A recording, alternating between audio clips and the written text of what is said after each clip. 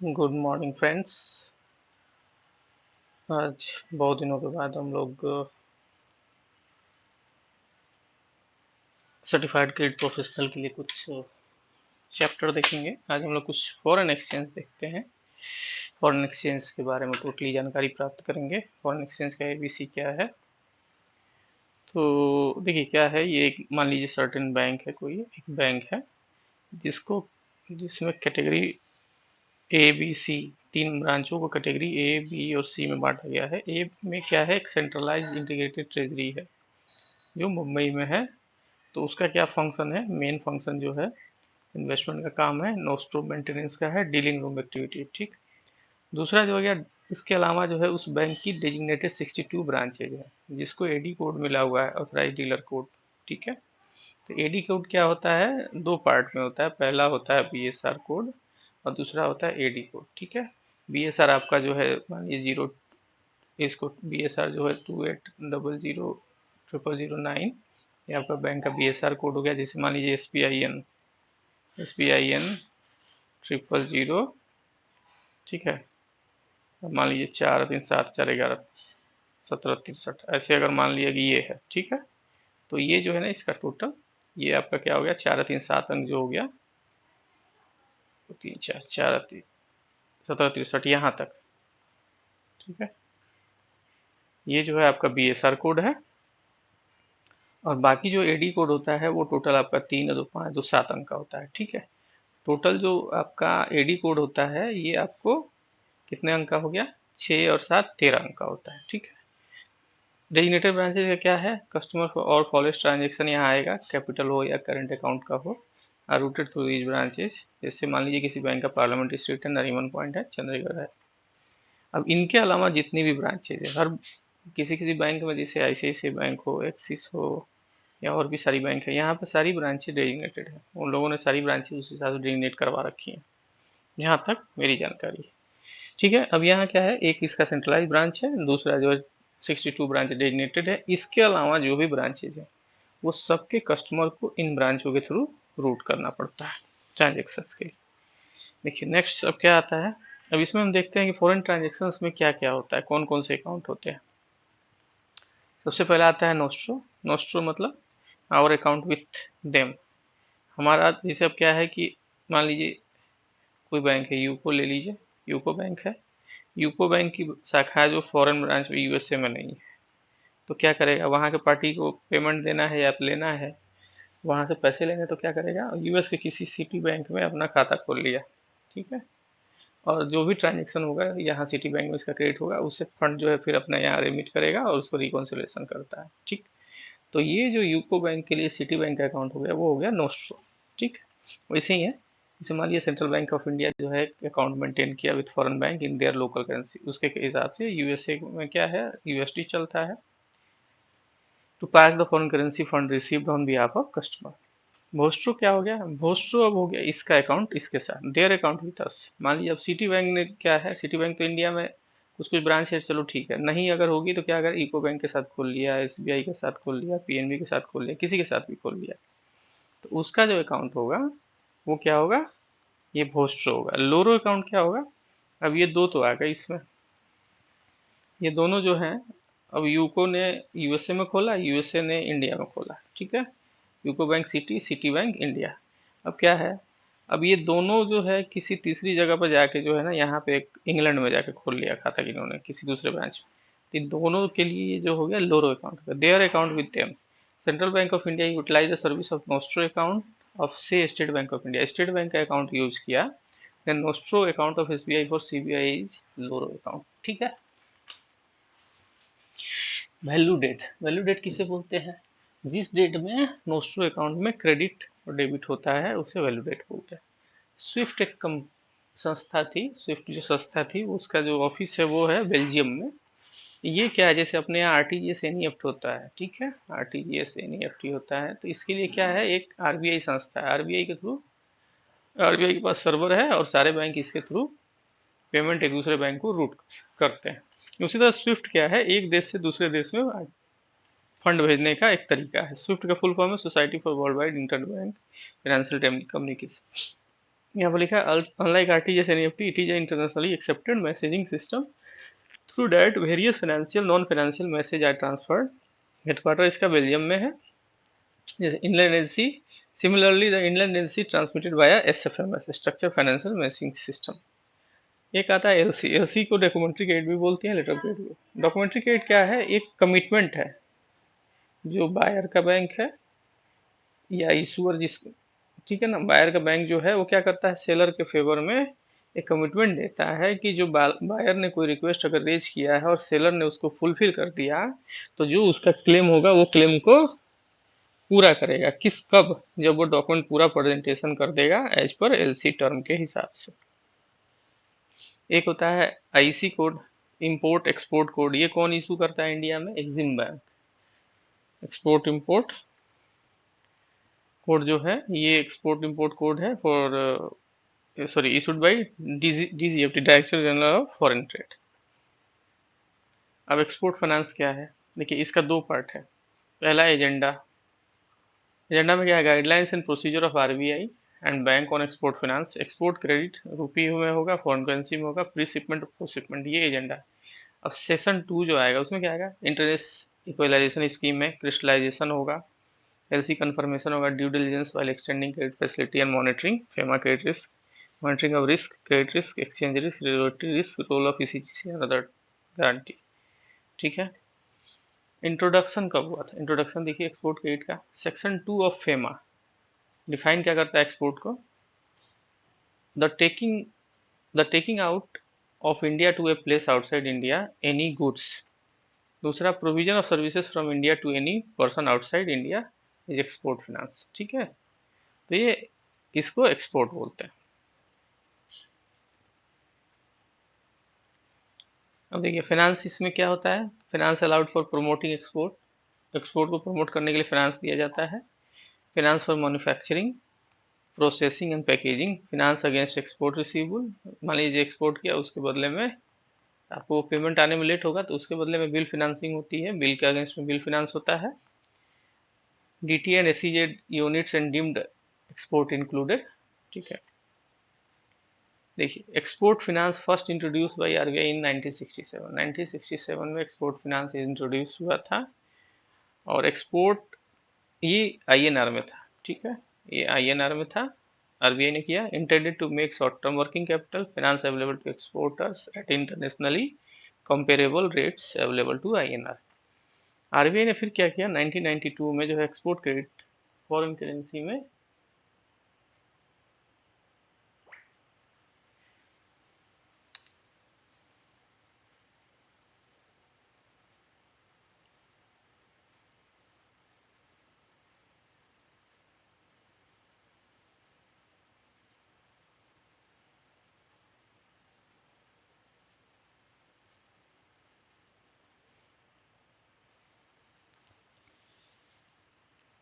Export finance, introduction of export credit.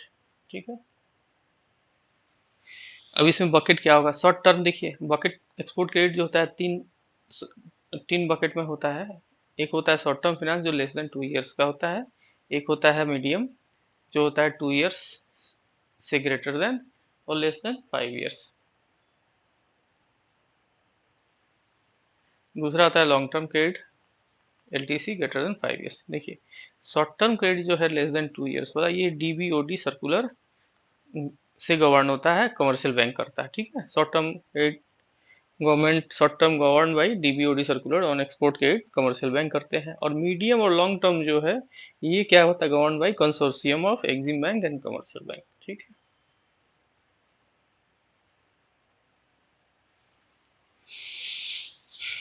Sanction क्या होगा? Sanction and customer service. Interchangeability between रहेगी pre shipment and post shipment. Pre shipment मतलब लदान से पूर्व, और पोस्ट शिपमेंट हो गया आफ्टर लदान, जब सामान जो है लद के शिप पे आ गया। मोस्टली जो हमारा इंटरनेशनल जो ट्रेड होता है 80% से ऊपर जो है वो थ्रू वाटर होता है। ठीक है। Seasonal commodity, peak and non peak limit दे सकते हैं। टाइमलाइन क्या होगा प्रोसेसिंग का? फ्रेश लिमिट के लिए 45 डेज, इसके लिए रिन्यूअल का 30 डेज, और एडॉक देना होगा तो 15 दिन, याद रखिएगा। ये आपका टाइमलाइन है, इस टाइमलाइन में सैंक्शन करना पड़ेगा। ठीक है। अब एक गोल्ड कार्ड स्कीम चला था एक्सपोर्टर्स के लिए, जो बहुत बढ़िया एक्सपोर्टर है उसके लिए गोल्ड कार्ड स्कीम चला था, 2003-4 में शुरू हुआ था। तो कहता है कि क्रेडिट वर्दी एक्सपोर्टर्स, बहुत बढ़िया एक्सपोर्टर्स जो हैं, उनका गुड ट्रैक रिपोर्ट है, तो उनको क्या मिलेगा, एडिशनल बेनिफिट मिलेगा गोल्ड कार्ड एक्सपोर्टर को, इंटरेस्ट रेट का कंसेशन, मतलब इंटरेस्ट इक्वलाइजेशन मिलेगा, additional credit line, fast processing होगा। जो पहले 30 दिन होता था, सॉरी 45 डेज, 30 डेज और 15 दिन होता था, इसको कर दिया इन्होंने गोल्ड कार्ड वालों के लिए 25 दिन, 15 दिन और 7 डेज, ठीक है। मतलब फ्रेश 25, रिन्यूअल 15 और 7 दिन वेडॉक। reduced fee structure in principal limit 3 years, standby limit up to 20%, waiver of collateral को वेव कर देगा, ईसीजीसी कवर मिल जाएगा, एक्सपोर्ट क्रेडिट गारंटी कवर, ठीक है। Preference in export credit in foreign currency. अब क्या है, इंटरेस्ट रेट क्या लगेगा, तो देखिए इंटरेस्ट रेट जो था 2010 में बेस रेट था, जब इंटरेस्ट रेट डीरेगुलाइज हुआ, फिर 2016 में आपको एमसीएलआर आया, तो एमसीएलआर पर लगना शुरू हुआ बेस्ट। मई 2012 में जो है interest rate export credit foreign currency deregulated हो गया। लास्ट में जो आया repo rate plus margin 6.50 plus, ठीक है। मार्कअप जिसे बोलते हैं, MCLR cost of fund MC. चलिए अभी रेपो रेट लगेगा 6.50 रेपो है आपका, मान लीजिए 6.5% रेपो है, प्लस जो उसका आपका मार्जिन जो होगा, सब मार्जिन, ये आपको एक्सपोर्ट पर इंटरेस्ट रेट लगेगा। प्री शिपमेंट क्रेडिट के लिए क्या होगा, प्री शिपमेंट या पैकिंग क्रेडिट जिसे बोलते हैं पीसीएफसी, ठीक है। Loan for advance guarantee for any other credit provided by a bank to exporter for financing the purchase, processing, manufacturing और packing of goods prior to shipment. Shipment से पहले जो पैकिंग जितना काम होता है उस सब के लिए जो क्रेडिट फाइनेंस होता है उसे प्री शिपमेंट क्रेडिट बोलते हैं। Working capital expenses to are rendering of service on the basis of letter of credit और confirmed and irrevocable order ongoing business running account, ठीक है। पोस्ट शिपमेंट क्रेडिट होता है, पोस्ट शिपमेंट क्रेडिट हो गया जब सामान जो है शिप पे लदा गया, तब क्या मिलेगा, loan for advance granted for any other credit provided by a bank to exporter after shipment of goods rendering for service demand of duty drawback till date of realisation of export body. अब export तो कर दिया, लेकिन उससे जब finally जब वहाँ से बिल आएगा, पेमेंट आएगा, उसका रियलाइजेशन होगा, तब तक के लिए क्या होता है, पोस्ट शिपमेंट क्रेडिट देते हैं। Prescribe for realisation of export proceeds in 9 month from the date of shipment. Shipment से 9 महीने के अंदर में रियलाइज हो जाना चाहिए। बेसिक गाइडलाइंस क्या बोलता है, वर्किंग कैपिटल फैसिलिटी जो है for procurement, processing, packing and dispatch of goods on receivable from government, fund based और non fund based as EPC, PCFC और LC, SBLC in favour of suppliers, inland LC और import LC, ठीक है। Tenor based और nature of business and business of cycle. Basic guidelines इसकी क्या है, working capital facility for मिलेगा आपको किसके लिए, प्रोक्योरमेंट के लिए, प्रोसेसिंग के लिए, पैकिंग के लिए एंड डिस्पैच ऑफ गुड्स और रिसीवेबल फ्रॉम द गवर्नमेंट्स, ठीक है। ये फंड बेस होगा या नॉन फंड बेस होगा, एज ईपीसी या पीसीएफसी, और LC SBLC in favour of suppliers और inland LC for import LC, ठीक है। टेनर बेस होगा। डिसबर्समेंट कैसे करेंगे, कॉपी ऑफ कंफर्म ऑर्डर अगर मिल गया या letter paid to be submitted, submit करना होगा तो डिसबर्समेंट होगा। For each drawal separate ledger account for each disbursement, इस डिसबर्समेंट के लिए सेपरेट लेजर होगा। Release in part as per requirement, funding for FOB value, ठीक है। फंडिंग होगा एफओबी वैल्यू पे, फ्री ऑन बोर्ड, ठीक है। Watch end use of fund, watch end user fund का वॉच करना होगा, ठीक। पीरियड ऑफ एडवांस क्या होगा, based on the business cycle circumstances of individual business case, generally 90 days का होगा, 120, 180 या 270 डेज, मतलब ये हो गया 3 महीने, 4 महीने, 6 महीने या 9 महीने, ठीक है। Required to be adjusted by submission of export, 9 month में आपका जो है बिल्स रियलाइज होना है किसी भी हालत में। Required to be adjusted by submission of export document within 360 days from date of advance. Liquidation क्या है, process of bill on its purchase, discount, negotiation, etc. Proceeds of the bill sent for collection, subject to mutual agreement from EFC, current account balances, इसका liquidation करना है। Liquidation from local funds, If not adjusted within 360 days, the advance will cease to qualify an export credit. Also ceases to qualify the benefit of concessional rate of interest. अगर 360 days के बीच में अगर वो adjustment नहीं होता है तो जो भी उसको फैसिलिटीज मिली हुई है वो सारी फैसिलिटी विड्रॉ हो जाएगी।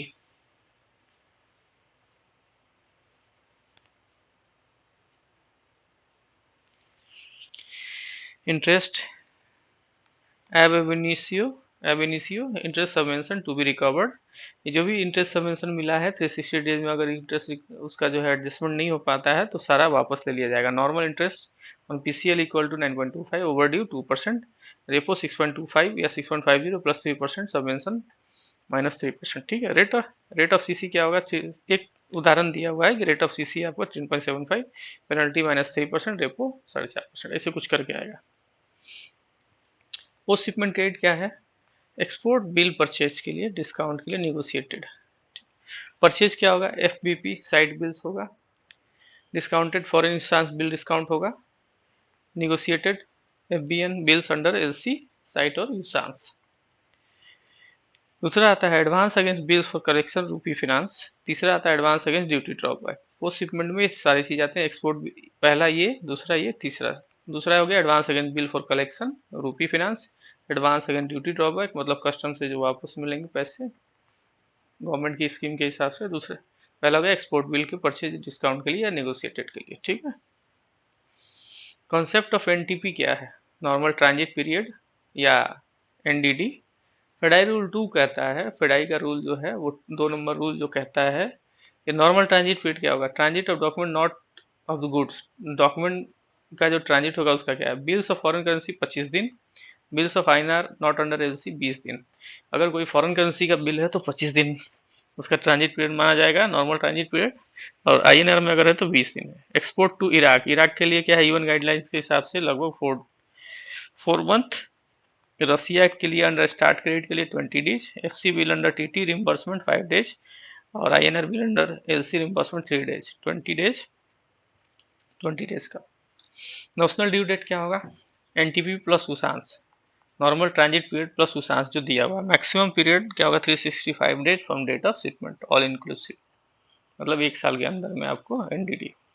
Fix due date, tenor link to identifiable date, NTP Ndidi fix tenure concept link to concessional, interest rate to be monitored, due dates not linked to voyage, arrival of goods document at destination।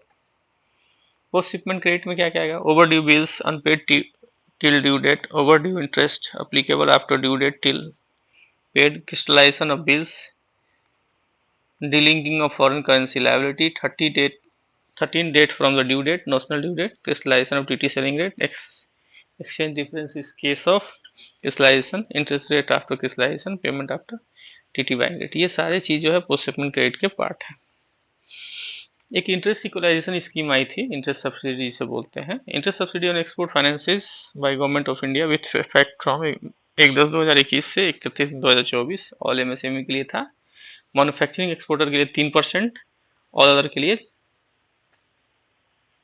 के लिए अलग है। Commodities 2% minus CA certificate for eligibility, commodity registration, DGFT site.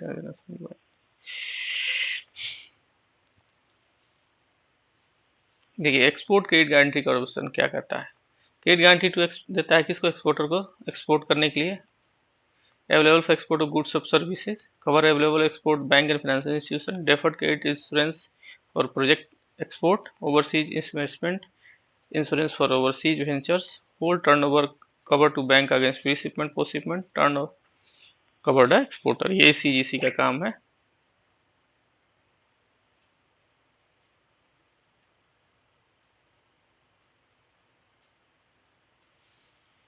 For export turnover buyer specify country. ठीक है, CGC का है part ये।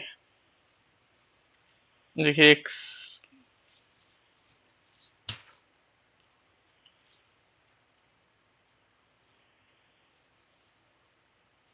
Slide है, देखिए ये एक्सपोर्टर है, ठीक है, कॉन्ट्रैक्ट किया इसने,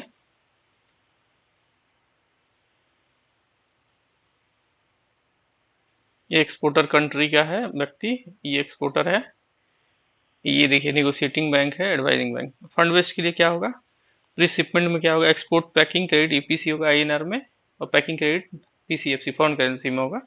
पोस्ट शिपमेंट के लिए क्या होगा, एक्सपोर्ट बिल परचेज के लिए होगा, साइड बिल होगा, ये सांस होगा, एक्सपोर्ट बिल डिस्काउंट होगा। एलसी के लिए टर्म में एक्सपोर्ट बिल नेगोशिएशन होगा, साइड सांस होगा, एक्सपोर्ट बिल रीडिस्काउंटिंग अंडर पीसीएफसी। ये इतने इसके ये है।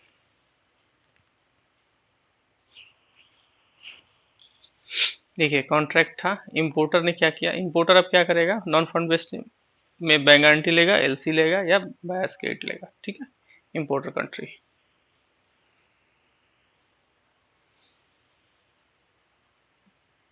इसको फ्रेंड्स एक बार थोड़ा सा स्लाइड को आप रोक के ये देख लीजिएगा, concept of post shipment working capital finance कैसे होगा।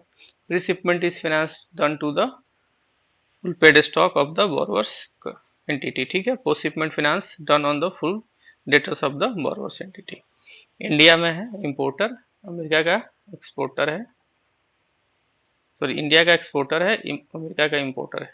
ये पूरा चक्र है, इसको देखिए आप।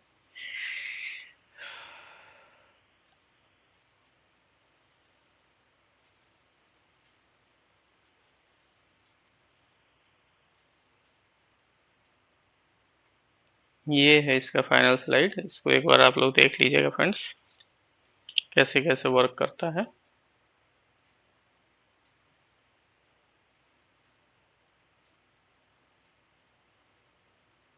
इसको फ्रेंड्स एक बार स्लाइड को रोक के आप देख लीजिएगा। एक्सपोर्टर इंपोर्टर दोनों के बीच कॉन्ट्रैक्ट हुआ, इसको क्या मिलेगा, इसको क्या मिलेगा, ठीक है। रिसिपमेंट पोस्ट शिपमेंट एक्सपोर्टर है, इंपोर्टर को क्या मिलेगा, एलसी बीजी बायर्स कंट्री, ठीक है।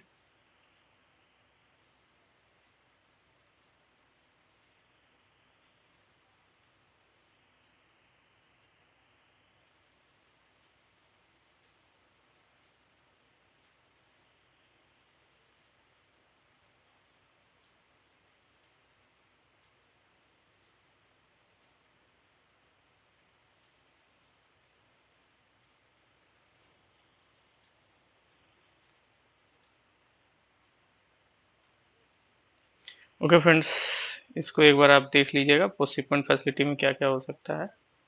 तो इधर के मैं स्लाइड रोकता हूँ।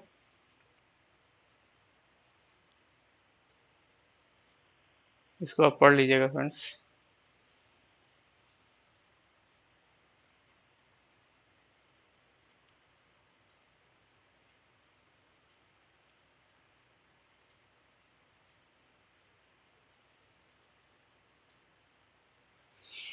ओके फ्रेंड्स, अगर आपको हमारा चैनल अच्छा लग रहा हो तो इसे लाइक शेयर सब्सक्राइब जरूर करिए।